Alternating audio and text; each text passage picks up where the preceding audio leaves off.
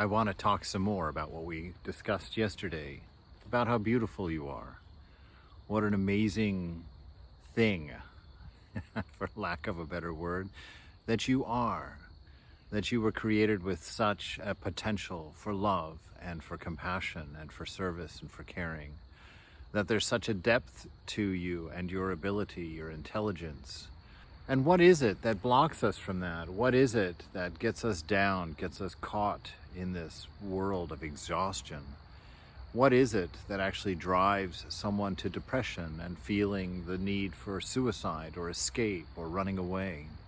Vivekananda, in the continuation of that lecture yesterday, goes on to talk about renunciation, which is a word that we hate because renunciation means giving up things that we like.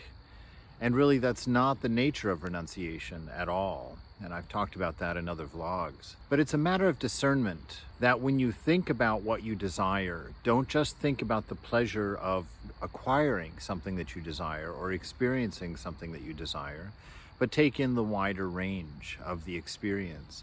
Did it give you what you want? Was that satisfaction lasting? How much did it cost you personally or materially? How hard did you have to work for it? How much time did you have to put in for it? Take all of those things into account.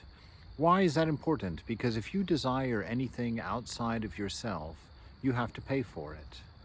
You have to beholden yourself to someone else or something else in order to get it. You know, I had a very interesting conversation about drugs with Swami Prabhupada many years ago. We were talking about what is the ecstasy of drugs? Is it real? Is it anything like, ecstasy of the divine? And Swami Prabhupada, he said that yes, there's some validity to the experience of drugs, that you can get bliss, you can get ecstasy out of them and have a taste of that spiritual reward. He said, but that's not the point. The point is this: the goal of spiritual life is freedom, independence. And if you are dependent on a drug for your bliss or your ecstasy, you are not free, because you will be beholden to that drug in order to have your ecstasy, to have your enjoyment. And it's like that with everything in this world. When you have that sense of need, when you've blocked your fulfillment from inside, and you have to go looking, you have to go searching, you have to go earning. In the story of the Garden of Eden, that was one of the curses. When you depend on something besides that divinity within, that spirit of bliss, knowledge, existence absolute within, when you cease to be filled up by that, or when you take your eyes off of it, and when you put your mind on discontentment, when they were thrown out of the garden, which is being thrown out of that inner peace, being thrown out of that inner contentment, and going through the senses and the body for your fulfillment, by doing that, God said in that story that you subject yourself to a lifetime of scratching at the dust of the earth in order to fulfill your desire.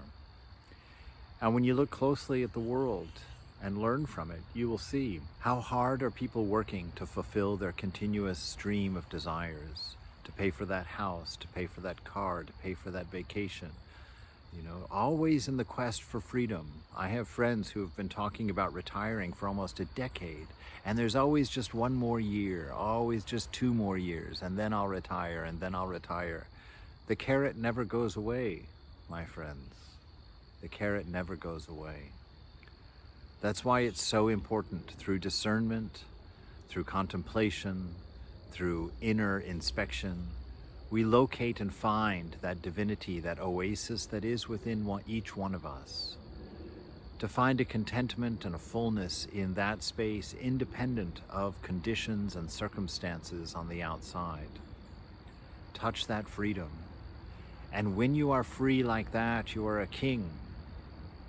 And when you are a king, you can afford compassion. You can afford grace. You can afford love. You can afford to be a servant of all.